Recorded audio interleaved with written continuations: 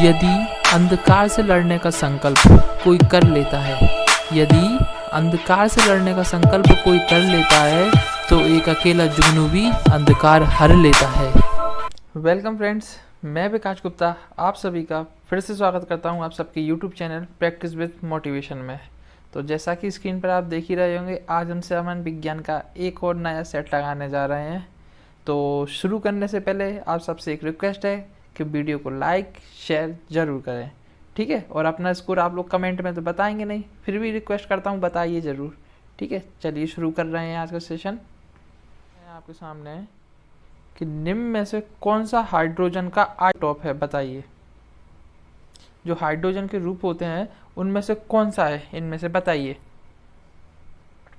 Protium, deuterium, tritium और ऊपर के सभी।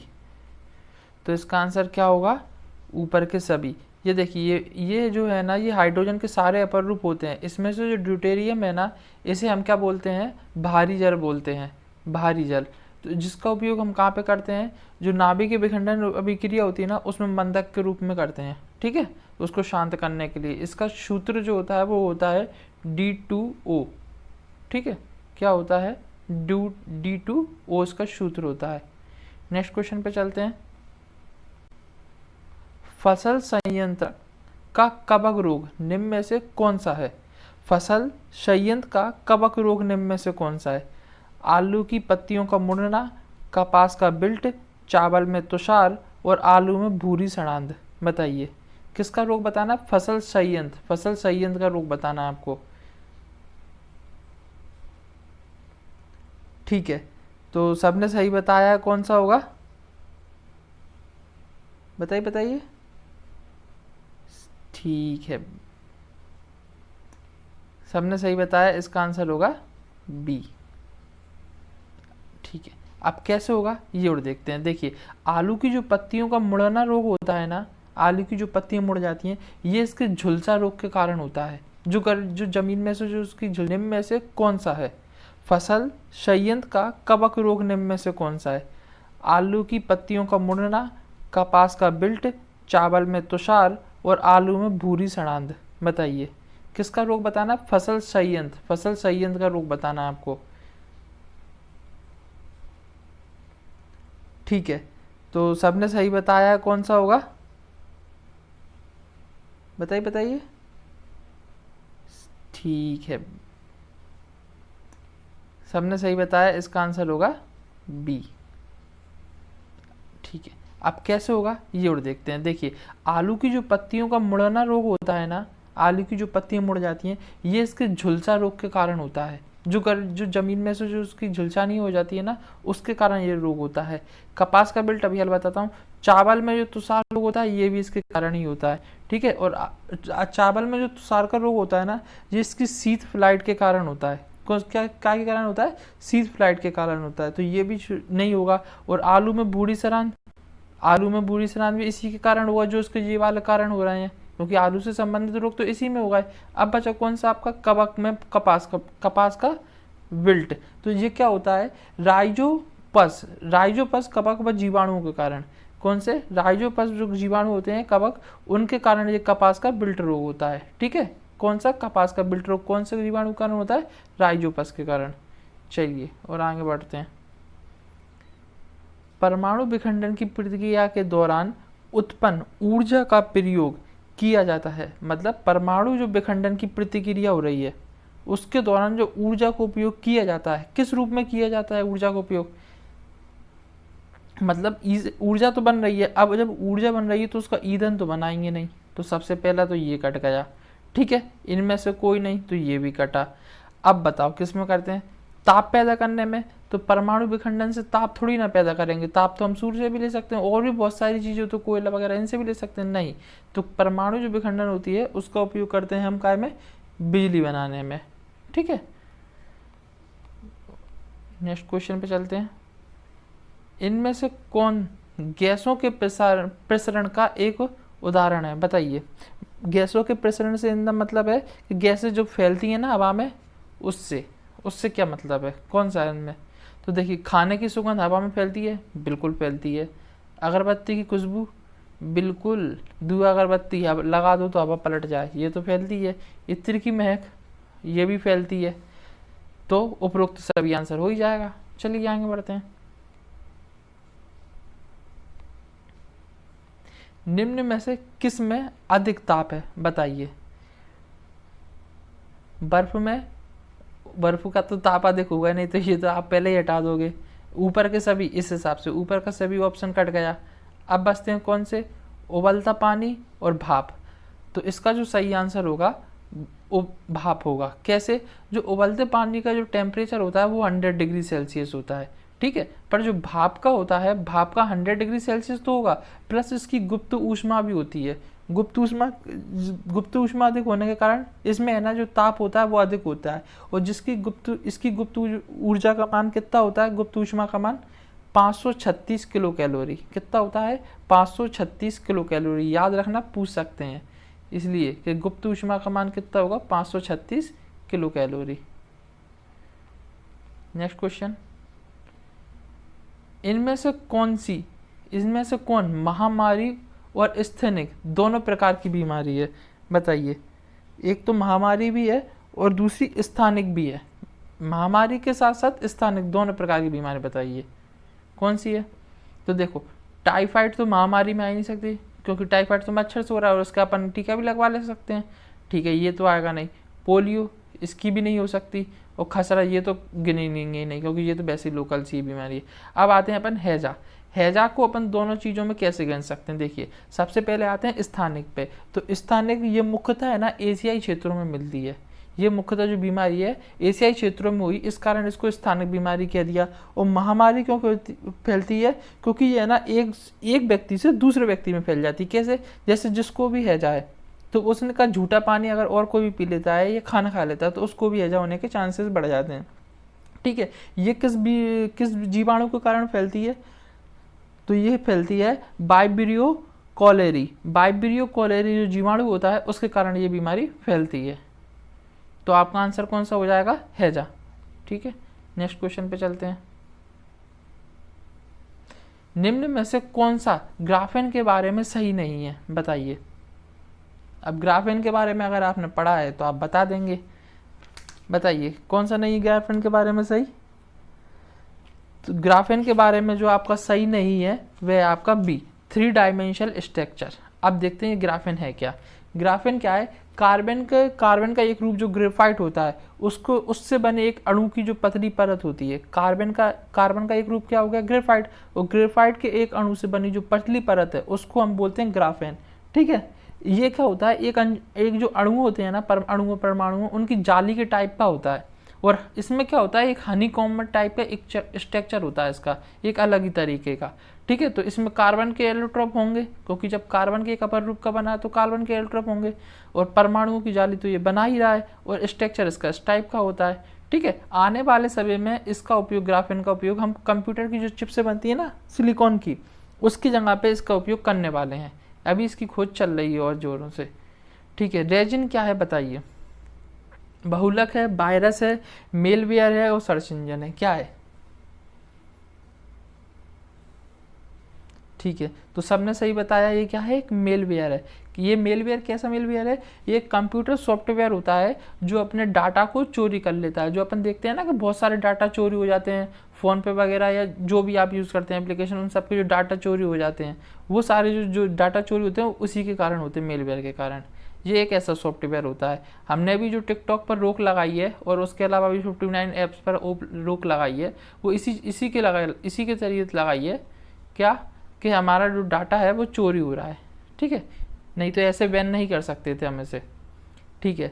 लीफ आई के लिए गलत कथन कौन सा है। अब ये लीफ आई क्या है, एक नई समस्या आ गई।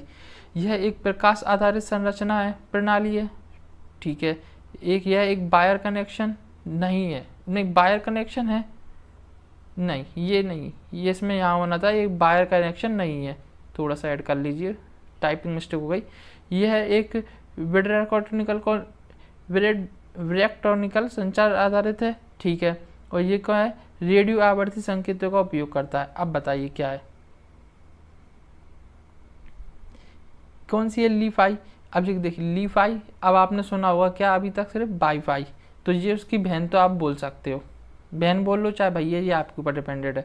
तो ये क्या होता है, जैसे लीफाई में अपन क्या करते हैं, बाईफाई में अभी तक हमें ना रेडियो आवर्ती संकेतों का उपयोग कर देते हैं। अब लीफाई अपन ने क्या बना दी, जो प्रकाश आधारित जो वो होता है ना संचरण, प्रसार मतलब प्रकाश के द्वारा ही है ना। अब नेट वगैरह हम यूज़ किया करेंगे। मैं आपको कैसे बताऊँ, हाँ देखिए वो आपने क्रिश 3 तो देखी होगी, उसमें वो जब वो प्रकाश धूप से लेता है और वो अपनी सारी एनर्जी उसको क्रिश को दे देता है उसका पापा, ठीक है। तो वो वाली जो कंडीशन है वो लीफाई से आप समझते हैं, पर वो चलती है पूर्ण आंतरिक परावर्तन पर। ये बात मानी मैंने, पूर्ण आंतरिक परावर्तन पर चलती है। पर अभी हम ये क्या कर रहे हैं, ये सिर्फ है ना इसके प्रकाश आधारित संचरण होगा, इससे डाटा और इंटरनेट के जरिए बहुत सारे काम होंगे। तो देखिए ये एक प्रकाश आधारित संचरण प्रणाली बिल्कुल होगी, यह है एक वायर कनेक्शन नहीं है तो बिल्कुल नहीं है, ये एक ये वाली संचार आधारित यही है। रेडियो आवर्ती तरंगों का उपयोग, तो रेडियो आवर्ती तरंगों का उपयोग थोड़ी ना करेगा, क्यों, क्योंकि ये तो प्रकाश आवर्ती तरंगों का उपयोग कर रहा है। इसी कौन सा आंसर होगा आपका, डी। सबसे बड़ा अणु कौन सा है जो मानव तन का एक हिस्सा है, बताइए। सबसे बड़ा अणु जो मानव तंत्र का एक हिस्सा है वो कौन सा है, गुणसूत्र नंबर 1। अब ये गुणसूत्र आपको चारों पढ़ने हैं, तब जाकर आपको समझ में आएगा ये कैसे हैं, ठीक है, क्योंकि मैं इतनी जल्दी में इतना सारा नहीं बता पाऊंगा। क्वेश्चन नंबर 11, पहले प्रकाश की गति को किसने मापा था, बिल्कुल रटने वाला क्वेश्चन है, याद कर लीजिए किसने मापा था पहले प्रकाश की गति को। तो सबसे पहले मांगा था किसने, ओ लॉस रोमर ने। ये ओ लॉस जो रोमर है इन्होंने प्रकाश की गति को मापा था। कब मापा था, 1670 में, ठीक है, 1670 में इन्होंने मापा था, ठीक है। अब इनके अनुसार जो प्रकाश की गति होती है वो कितनी होती है, इनके अनुसार जो प्रकाश की गति होती है वो कितनी होती है, 2,10,000 किलोमीटर प्रति सेकंड। इनके अनुसार लॉस रोमर के अनुसार 2,10,000 किलोमीटर पर सेकंड होती है। पर अब के जो वैज्ञानिक मानते हैं उनके अनुसार कितनी है, 3 लाख किलोमीटर पर सेकंड। कितनी, 3 लाख किलोमीटर पर सेकंड। अगला क्वेश्चन, गिरगिट रंग क्यों बदलता है, बताओ। अभी तक तो सिर्फ लोगों से बोलते थे हम लोग कि तू रंग बदल लेता है गिरगिट के जैसे, अब आपको यही बताना है कि गिरगिट ही क्यों बदल रहा है। अन्य जानवरों से बचने के लिए रंग बदलते हैं, गर्मी प्रबंधन के लिए रंग बदलते हैं, गिरगिट वातावरण के प्रति संकेत के रूप में रंग बदलते हैं, या ऊपर में से कोई नहीं, बताइए। ठीक है, तो सबने सही बताया है कि गर्मी प्रबंधन के लिए रंग बदलते हैं। अब ये वाली बातें मत करना कि अन्य जानवरों से बचने के लिए, पेड़ पत्तियों में दुखने के लिए अपने आप को बदल लेते हैं, नहीं, वो सब कुछ नहीं होता। गर्मी प्रबंधन के लिए रंग बदलते हैं। एक्चुअल में होता क्या है कि गिरगिट की त्वचा जो होती है ना उसमें फोटोनिक क्रिस्टल नामक अति सूक्ष्म क्रिस्टल की परत पाई जाती है। कौन सी, फोटोनिक क्रिस्टल नामक इसकी जो परत वो होती है ना बॉडी, उसमें एक ऊपरी परत पाई जाती है। ये प्रकाश के परावर्तन को प्रभावित करती है। जो प्रकाश का परावर्तन प्रकाश आता है उसका जो परावर्तन होता है उससे उसको प्रभावित करती है, और इस कारण से हमें इसका रंग बदला हुआ सा प्रतीत होता है, ठीक है। नेक्स्ट क्वेश्चन, के इकाई को निम्नलिखित में से क्या मापने के लिए प्रयोग किया जाता है, बताइए।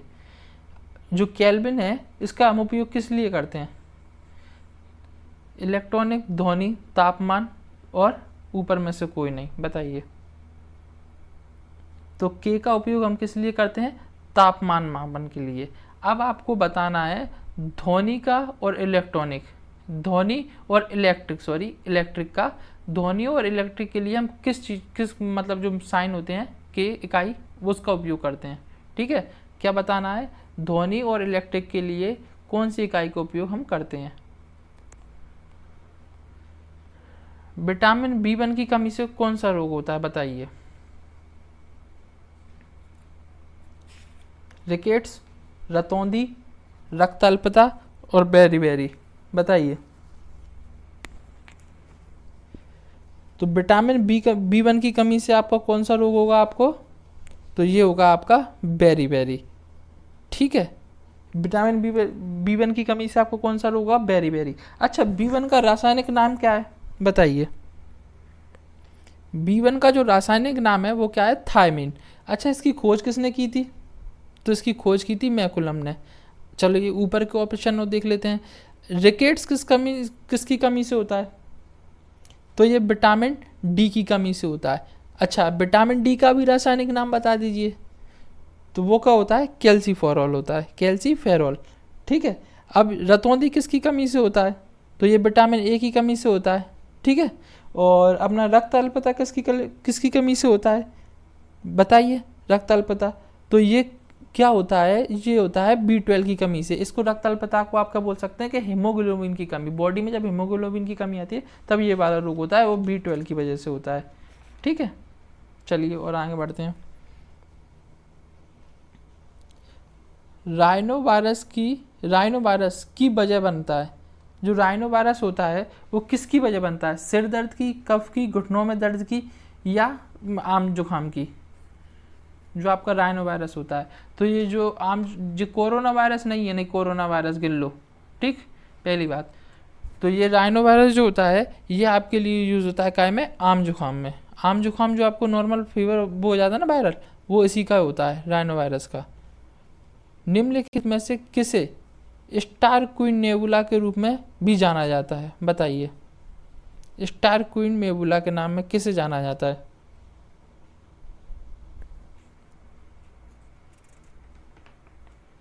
तो ये आपका जाना जाता है किसे? मेसिया 16 को। स्टार क्वीन नेबुला, मेसिया 16 को स्टार क्वीन नेबुला के बारे में जाना जाता है। अब इसके बारे में अगर आपको डिटेल चाहिए तो एक बार गूगल जरूर करना, तब आपको समझ में आएगा ये चीज़। कितना कुल ऑक्सीजन और रक्त शरीर में मस्तिष्क द्वारा इस्तेमाल किया जाता है? मतलब कुल ऑक्सीजन और रक्त शरीर में मस्तिष्क द्वारा यूज किया जाता है। तो मतलब जो हमारा माइंड है वो कितना ऑक्सीजन और कितना रक्त का यूज करता है? बताइए, तो कितना करता है? तो ये बताता है 20% आपका। कितना? 20%। और अगर आप इसके बारे में भी पूछें तो मैं बता देता हूँ, थोड़ा सा नहीं अभी हाल बोलेंगे। स्टार क्वीन नेबुला ये क्या होती है? ये एक चील जैसी निहारिका होती है। बोले तो तारामंडल में स्थित जो तारामंडल होता है ना, उसमें तारों का एक समूह होता है। तारा खुला हुआ तारा गुच्छ होता है। इसके इर्द गिर्द है ना चील की आकृति जैसी निहारिकाएं फैली होती हैं, जिनकी तस्वीर लेना है ना आसान नहीं होता। पर इनकी तस्वीर है ना, वो उनके जो रहते हैं ना वैज्ञानिक, उन्होंने ले ली। उस जो तस्वीर को लिया है उसको क्या से लिया गया है? मेसिया 16 को। उससे इसीलिए उसे को कहा जाता है ये आपका स्टार क्वीन नेबुला। ठीक है, और बाकी आप इसका डिटेल एक बार जरूर करिए गूगल। मानव शरीर में कौन सी छोटी हड्डी होती है? स्टेपिज, पटेला, टिबुआ और ह्यूमेरस। ये तो आपको बिल्कुल रटा ही होगा क्वेश्चन पक्के में। तो ये आपका कौन सा है? स्टेपिज। जो कहाँ पे होती है स्टेपिज? कान में। ठीक है, और सबसे बड़ी हड्डी कौन सी होती है? वो होती है फीमर। जो कहाँ पे होती है? जांघ में। ठीक है। अच्छा, मात्र 2 ऊतक कौन से हैं जो खून से ऑक्सीजन प्राप्त नहीं करते? अपने शरीर के 2 वे पार्ट जो खून से ऑक्सीजन प्राप्त नहीं करते। अच्छा, नाखून और कॉर्निया, त्वचा और मस्तिष्क, उंगलियां और नाक, और पैर और भुजा। बताइए, देखिए नीचे से चलते हैं। पैर और भुजा, पैर में तो खून होता है और हाथों में भी होता है, तो ये तो कट गया। उंगलियां और नाक में भी होता है, त्वचा और मस्तिष्क में भी होता है, क्योंकि अभी हाल ही हम देख के आए कि 20% यूज़ करता है मस्तिष्क, तो ये भी होता है। अच्छा, नाखून और कॉर्निया, ये दोनों है ना आपके उस ऑक्सीजन का उपयोग नहीं करते, खून से ऑक्सीजन बिल्कुल भी नहीं लेते। कौन? नाखून और कॉर्निया। अच्छा, ये बताइए, आँख जब दान की जाती है तो उसमें कौन सा भाग दान किया जाता है आँख का? कि आँख पूरी निकाल के और लगा देते हैं? ठीक है, तो सबने सही बताया है। क्या दान किया जाता है? कॉर्निया दान किया जाता है। आँख में जब आँख दान होती है तो उस टाइम कॉर्निया दान किया जाता है। नेक्स्ट क्वेश्चन है, आँख का कौन सा भाग आँख के रंग का निर्धारण करता है? बताइए। अब कोई है ना पुतली नहीं बोलेगा, नहीं कि तेरी आँख की पुतली काली हैगी, वो तेरी आँख की पुतली, जैसे सब बचपन तक चीज़ें थी, अब नहीं, अब कुछ और है। क्या है बताइए, आँख के रंग का निर्धारण कौन करता है? तो ये आइरिस करता है। ठीक है, आइरिस से क्या होता है? आँख के रंग का निर्धारण होता है। ठीक, और आगे चलते हैं। ठीक है, तो फिर आज के लिए सिर्फ इतना ही रखता हूँ। लेक्चर छोटे छोटे इसी वजह से, क्योंकि आप लोग देखोगे है नहीं, बस इसी वजह से थोड़ा सा छोटा कर देता हूँ। ठीक है, तो बस thank you, take care all of you, stay home, stay safe.